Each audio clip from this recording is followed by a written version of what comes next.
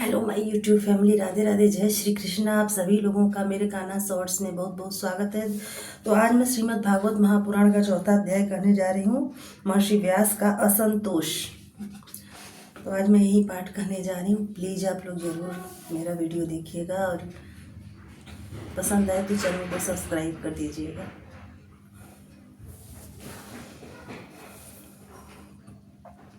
व्यास जी कहते हैं, इस दीर्घकालीन सत्र में सम्मिलित हुए मुनियों में विद्या वयोवृद्ध कुलपति ऋग्वेदी शौनक जी ने सूत जी की पूर्वोक्त बात सुनकर उनकी प्रशंसा की और कहा।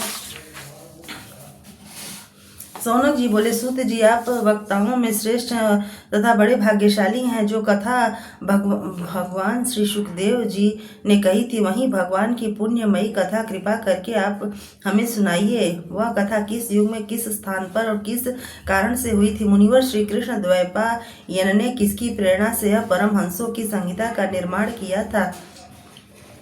उनके पुत्र सुखदेव जी बड़े योगी, समदर्शी, भेदभाव रहित, संसार निद्रा से जगे एवं निरंतर एकमात्र परमात्मा में ही स्थिर रहते हुए छिपे रहने के कारण मूढ़ से प्रतीत होते हैं। व्यास जी जब संन्यास के लिए वन की ओर जाते हुए अपने पुत्र का पीछा कर रहे थे, उस समय जल में स्नान करने वाली स्त्रियों ने नंगे सुखदेव को देखकर तो वस्त्र धारण नहीं किया, परंतु वस्त्र पहने हुए व्यास जी को देखकर लज्जा से कपड़े पहन लिए थे। इस आश्चर्य को देखकर जब व्यास ने उन स्त्रियों से इसका कारण पूछा, तब उन्होंने उत्तर दिया कि आपकी दृष्टि में तो अभी स्त्री पुरुष का भेद बना हुआ है, परंतु आपके पुत्र की शुद्ध दृष्टि में यह भेद नहीं है।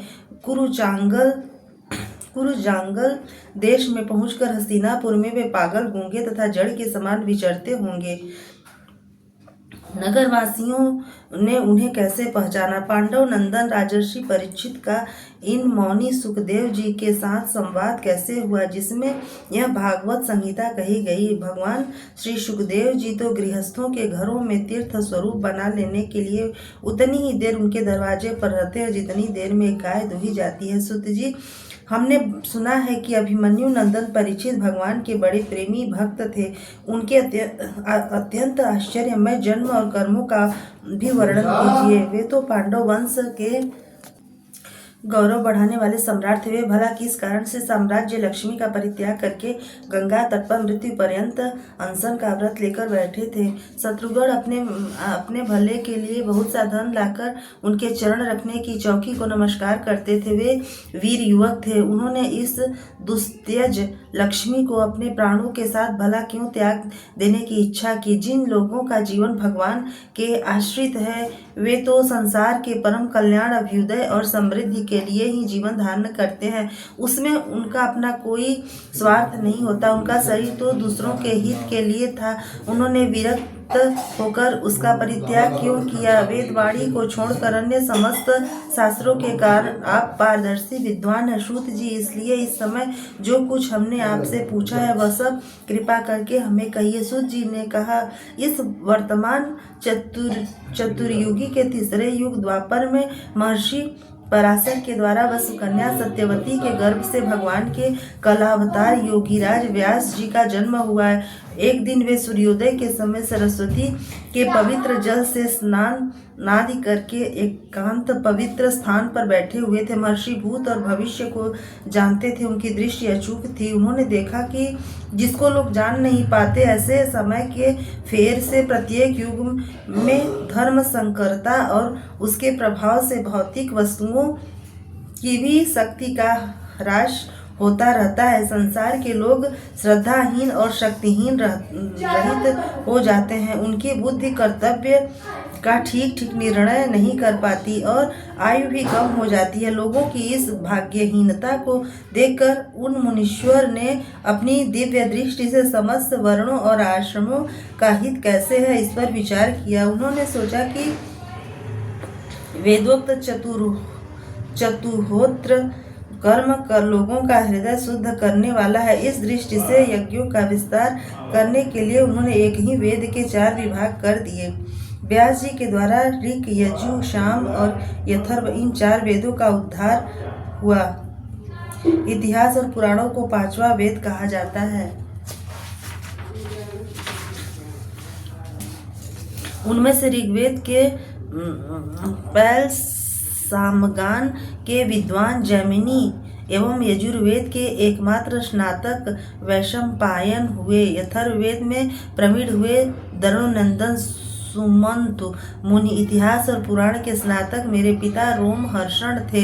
इन पूर्वोक्त ऋषियों ने अपनी शाखा को और भी अनेक भागों में विभक्त कर दिया। इस प्रकार शिष्य प्रशिष्य और उनके शिष्यों द्वारा वेदों की बहुत सी शाखाएं बन गई। कम समझने वाले पुरुषों पर कृपा करके भगवान वेदव्यास ने इसलिए ऐसा विभाग कर दिया कि जिन लोगों को स्मरण शक्ति नहीं है या कम है, वे भी वेदों को धारण कर सकते हैं। स्त्री, शूद्र और पतित द्विजाति तीनों ही वेद श्रवण के अधिकारी नहीं है, इसलिए वे कल्याणकारी शास्त्रोक्त कर्मों के आचरण में भूल कर बैठते हैं। अब इसके द्वारा उनका भी कल्याण हो जाए, यह सोचकर महामुनि व्यास जी ने बड़ी कृपा करके महाभारत इतिहास की रचना की। शौनकादि ऋषियों यद्यपि व्यास जी इस प्रकार अपनी पूरी शक्ति से सदा सर्वदा प्राणियों के कल्याण में ही लगे रहे, तथापि उनके हृदय को संतोष नहीं हुआ। उनका मन कुछ खिन्न सा हो गया। सरस्वती नदी के पवित्र तट पर एकांत में बैठकर धर्मवेत्ता व्यास जी मन ही मन विचार करते हुए इस प्रकार कहने लगे। मैंने निष्कपट भाव से ब्रह्मचर्यादि व्रतों का पालन करते हुए वेद, गुरुजन और अग्नियों का सम्मान किया है और उनकी आज्ञा का पालन किया है। महाभारत की रचना के बहाने मैंने वेद के अर्थ को खोल दिया है, जिससे स्त्री, शूद्र आदि भी अपने अपने धर्म कर्म का ज्ञान प्राप्त कर लेते हैं। यद्यपि मैं ब्रह्मत्व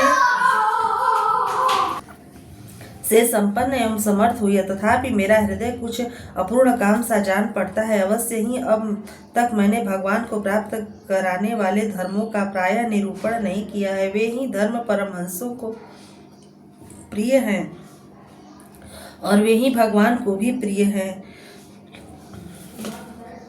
श्री कृष्ण द्वैपायन व्यास इस प्रकार अपने को अपूर्ण सा मानकर जब खिन्न हो रहे थे, उसी समय पूर्वोक्त आश्रय पर देवर्षि नारद जी आ पहुँचे। उन्हें आया देख व्यास जी तुरंत खड़े हो गए। उन्होंने देवताओं के द्वारा सम्मानित देवर्षि नारद की विधि पूर्वक पूजा की। इति श्रीमद् भागवते महापुराणे पारमहंस्यां संहितायां प्रथम स्कंदे नैमिषीयोपाख्याने चतुर्थो अध्याय। श्री कृष्ण गोविंद हरे मुरारे, हे नाथ नारायण वासुदेव। श्री कृष्ण